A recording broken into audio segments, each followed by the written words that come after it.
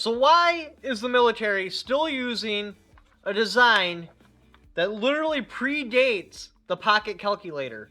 The design of this rifle was made before the pocket calculator was invented.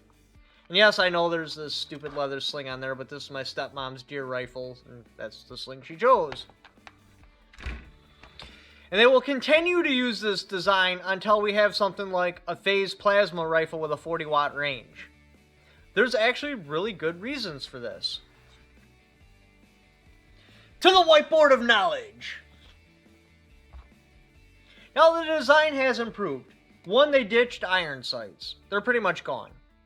And that is not because an EOTech or an ACOG or an aim point is better or it's more accurate. It's got a shorter training curve. The training curve on iron sights is quite steep.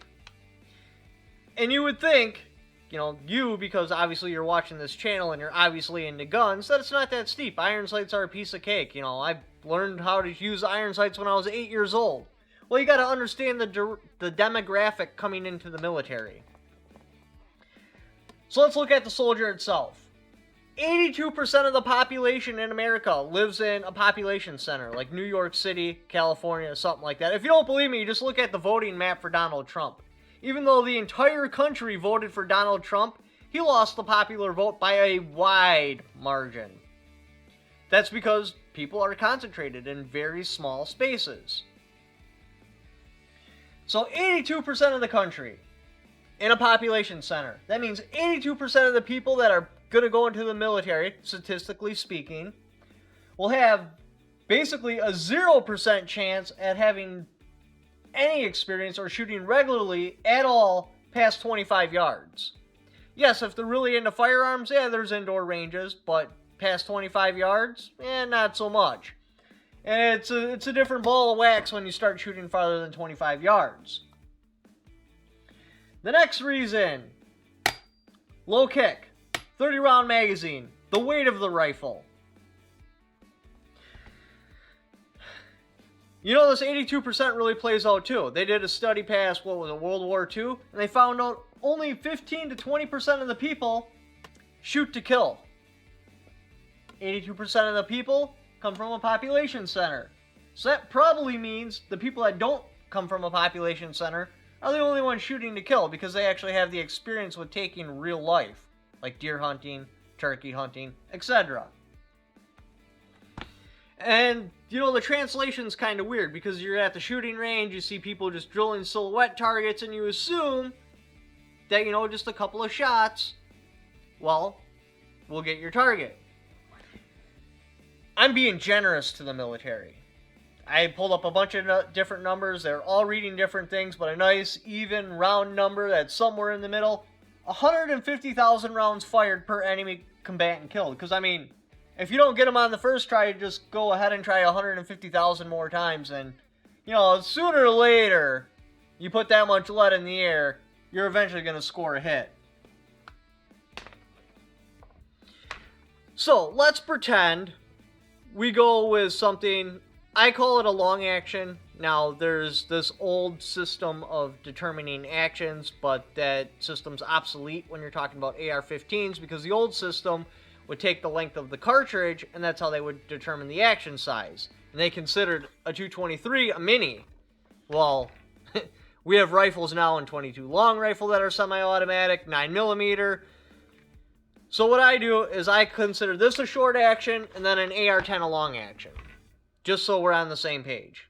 But this is how I break it down. So yes, you could go with a long action rifle. And maybe 20% of the troops will benefit from that.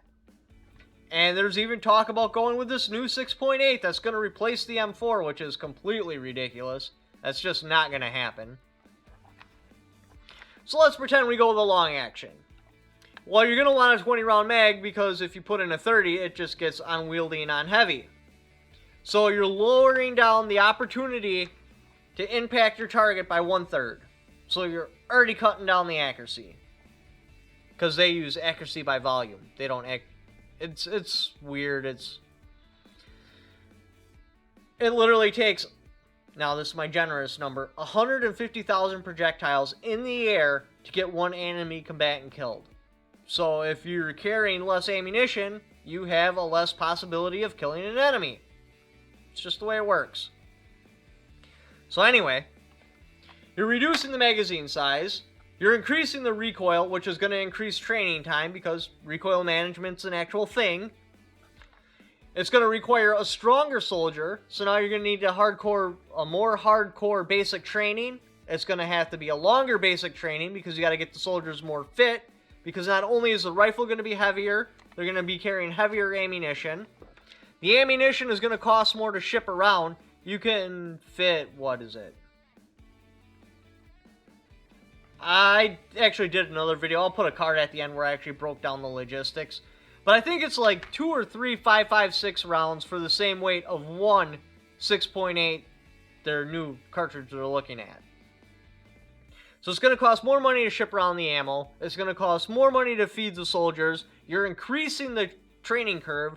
So let's say the military does actually buy this rifle, which they've created a problem where there isn't a problem. There's no need for it. Yeah, this is good for 0 to 3. That's where it lives. That's its home. In a pinch, you can stretch out to 6. But you really got to know what you're doing with the rifle.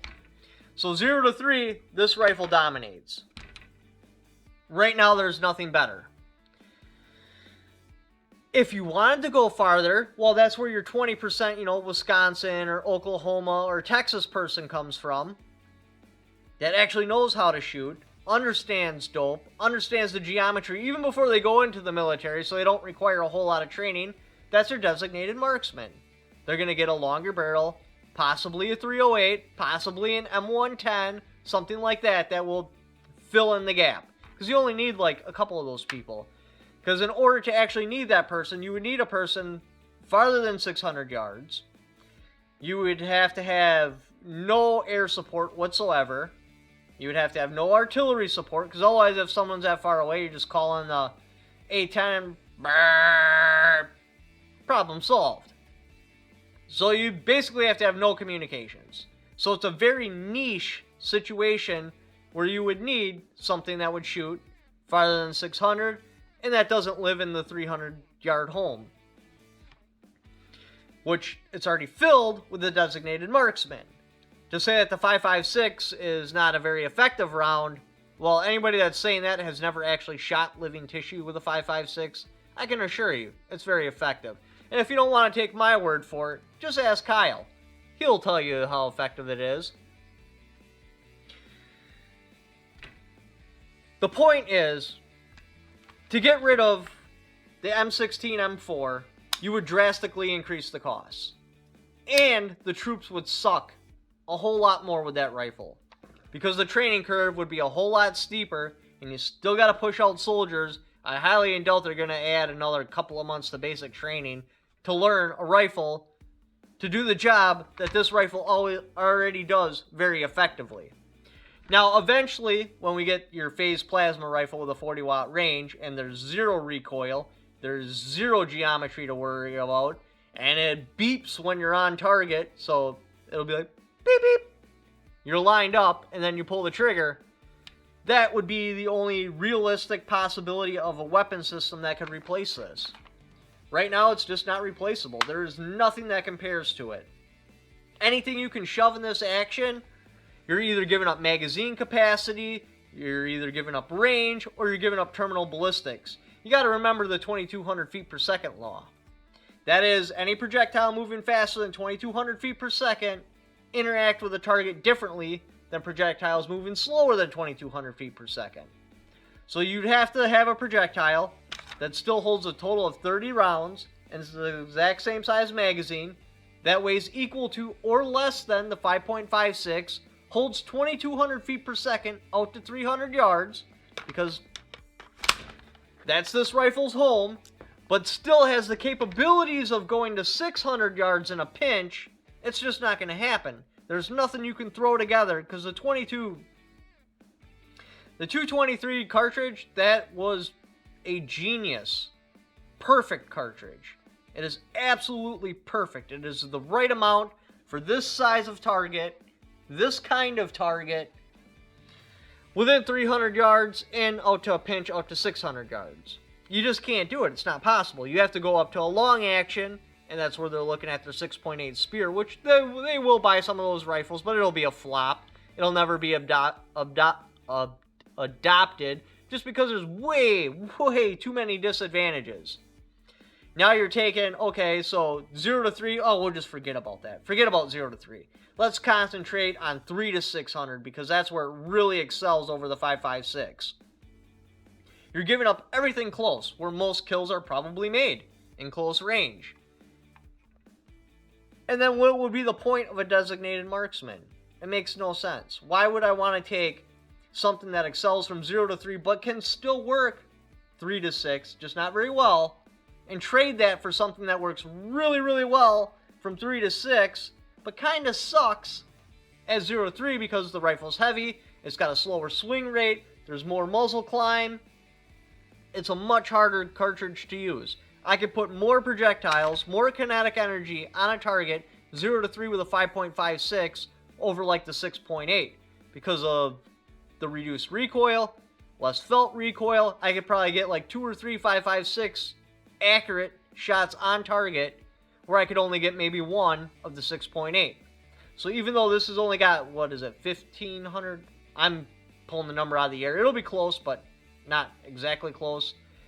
I could get 1,500 foot-pounds of kinetic energy, or let's say, to make the math easy, we'll pretend that the projectile only weighs 50 grains, or 150 grains worth of lead, or projectile on the target. Where with the 6.8, I'd have to shoot like 3 times slower to keep my shit accurate. So now I can get one projectile on it, or 130 grains, so I've already went 20 grains over that, and the projectiles are heavier than 50 grains. And I think the kinetic energy is like 2,800 foot-pounds or something like that. So I've killed the kinetic energy. This will walk circles around the 6.8 within 300 yards. Now we get out to 3 to 600 yards, and you got to slow down because it takes longer to aim and everything. And then it'll start becoming a wash at like 300 yards. Then the 6.8 will take superiority past that, and it'll be a more superior rifle because then I only have to get one projectile down to get 130 grains or whatever the foot-pounds in energy it is. Where this, I would have to get 3 projectiles on target. So the 6.8 would take dominance past 300 yards. So is it realistic that we will see the M4 or M16 replaced in our lifetime? Probably not. It's probably going to outlive us. Unless, of course, we start getting like laser guns or phased plasma rifles. Because once you take away the recoil altogether, and if you can get it in a much lighter package, then yeah, this would become obsolete. This should have actually become obsolete a long-ass time ago, but because of the NFA, all the good military equipment always comes from the civilian market. Their procurement, it's a joke. Anything that's ever been substantial in the military has come from the civilian market. But after the 1986 ban, and there's no reason to make full autos, because if I make a full auto and the military doesn't take that contract, I've just lost God knows how much on research and development. Where before the 68 ban, if I made a full auto and the military didn't take that contract, I would just sell it to the civilian market. They would test it. They would find improvements. My platform would improve. Eventually, I would get something that the military would adopt. But that can't happen now. Because all of us, like 500 million Americans that would be doing the R&D for free, actually paying for the rifle anyway, so you're getting paid for them doing your R&D, is gone. So will we see an advancement? Highly unlikely. There should have been an advancement, but once the 68 bans hit, that's where the technology and rapid-fire weapons just stopped, right there. Small improvements have happened, but very few. Anyway, thank you for watching. If you'd like to help support the channel, I got my Patreon right there. I also have affiliate links in the description down below. Even if you don't buy what the link is for, just clicking on that link and doing the Amazon shopping you're going to do anyway, I have a little kickback for it because you went there off my channel. I also have my merch shelf running where you can get t-shirts and sweaters. Thank you for watching. Don't forget to subscribe.